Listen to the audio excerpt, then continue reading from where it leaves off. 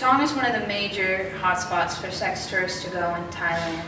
It's located on the beach and it's about 15 minutes away from where we were staying in Katu. Girls in Thailand come to Patong to work in the bars and in order to raise money for their families and or to find a farang, a Western guy that they will fall in love with and marry and be able to support their families and themselves through that. Most of the girls that come to Patong, we found, were from the northeast part of Thailand called Isan, which is the poorest part of Thailand. And most of the girls would come from the north to the south. Yeah, they'd come and work in the bars. Bangla Road was the main road in Patong where all the bars were located, and it was a major spot where all the sex tourists would go to. Bangla Road was a main road, and off of the road there were all these different sois or streets. And on each soi there was about 20 different bars, and each of those sois were saturated with girls. Nothing really could have prepared us for going there and seeing over 200 bars completely packed with girls selling themselves for sex. But our job was to go in there and to buy a Coke, possibly play a game like Connect 4 or Jenga to break the ice, and talk with the girls. You'd talk with them and you'd ask them questions like where they were from. They'd tell you, how long they've been working there, and you'd ask them, do you like your job? And 9 times out of 10 they'd say no. It's a long process that these girls go through to coming out.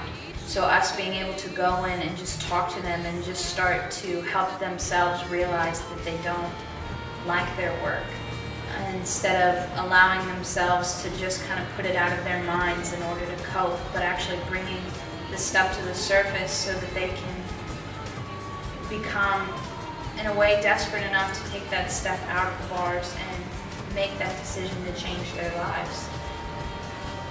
Sometimes we're a lot harder than others, but there were a lot of times amidst the hard times that we saw God come through in powerful ways.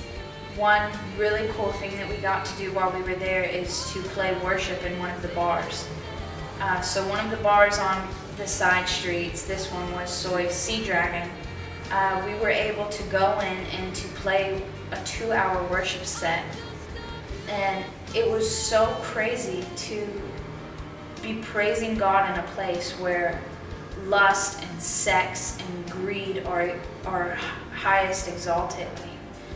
We learned really quick that God answered our prayers.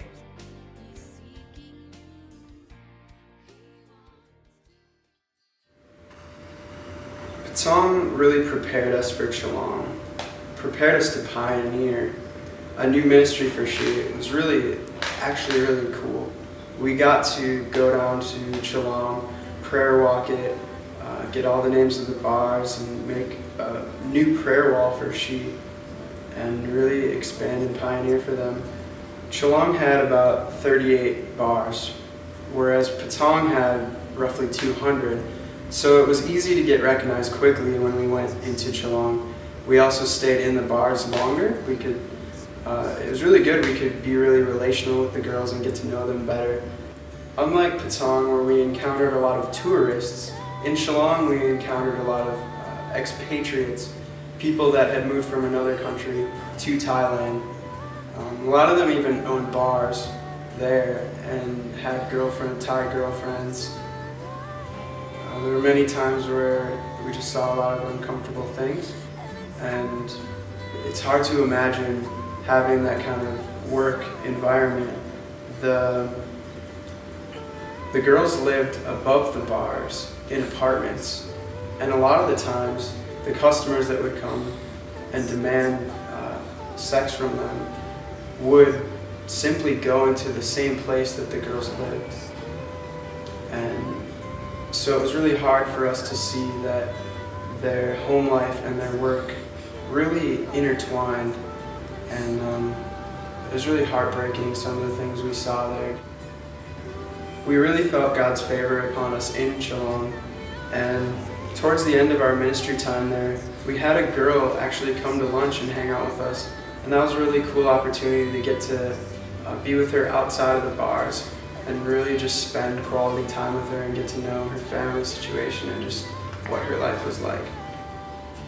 There was one bar where there's about 5 or 6 girls that was connected to a massage parlor. Really just connected with them, and we spent a lot of time with them throughout the whole time in Chalong. And there was one night where a man came in, and we knew that he was trying to get somewhere, but it wasn't happening, and the girls just really laughed at him. He became really rude and upset with us, but the cool part is he ended up leaving, and on his way out he was cursing and swearing, but he ended up breaking the step. And so a few days later we went back and actually tried to fix their step, and I think that was really cool to just show that what we said we actually followed through with, and we weren't another one of the foreigners that comes in and just abuses them and what we said we were going to do. We came back and helped them. It was really awesome to pioneer things in Chalong for She Ministries. Through prayer, we really felt God calling us to Chiang Mai, and we ended up moving and working with Lighthouse in action. So we're praying about a location of where to go for the next part of our ministry, and what was really cool is before that, the lady who had a ministry up in Chiang Mai had been praying for more help to come and to serve with her, and she prayed for a team of 8 people that have skills that she can use to help kind of further along her ministry. And that was really awesome because we have a team of 8 people who have those same skills. Like 2 of us have already worked in a coffee shop, and some of us have like video skills and graphic skills, and those were all things that she really needed. So it was definitely a God thing that we came to Chiang Mai. And when we got here, we found out that there's basically 3 different parts of the ministry here. The first aspect is called Lighthouse in Action, and that basically reaches out to the bars and to the ladyboys and the prostitutes that work in the bar. And the second part of the ministry here is called Wongen Kafe, and the cafe is a Christian ministry that reaches out mostly to students. There's a university nearby. Another thing we did with the university students is that we went to the local university and taught English a few times a week to the students there. So not only did we get to make some really good relationships with the Thai university students that we met here in the cafe, but we also got to hang out a lot with the staff as well, the Christian staff here, and they're really awesome. So we made some good relationships with them as well. So yeah, basically during the day we work here at the cafe, and then at night we do bar ministry.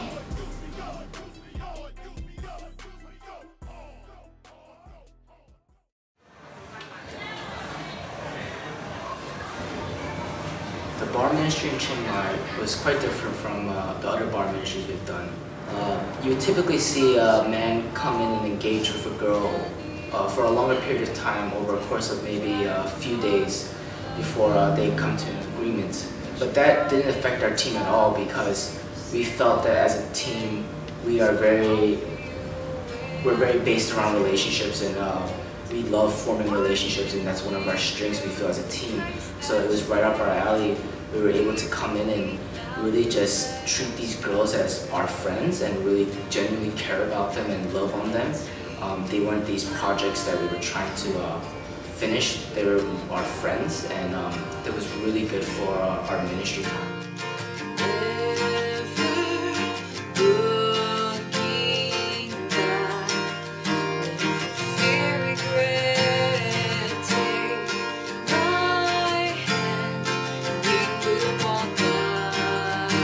We did worship out in the streets of Chiang Mai.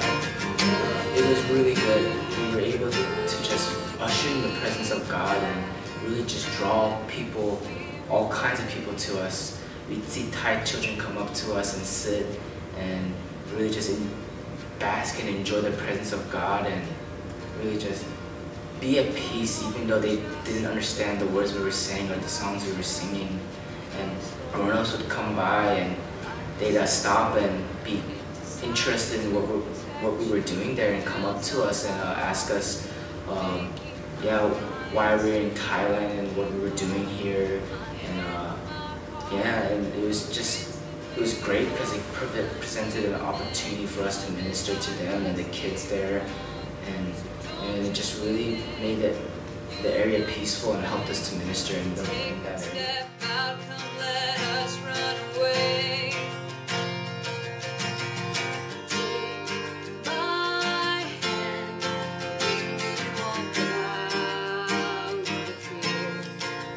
While out in the bars in Chiang Mai, we encountered a lot of Thai children too.